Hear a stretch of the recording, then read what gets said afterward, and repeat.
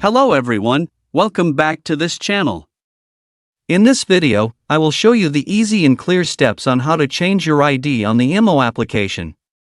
So how to change your ID on the IMO application? Make sure you keep watching this video until the end. Let's get started right away. Firstly, open the IMO app on your Android device.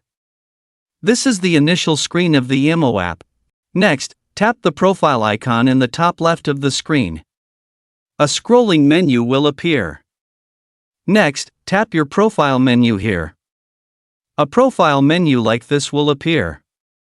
Next, tap the Edit button below. Next, tap IMO ID. Next, tap Change IMO ID.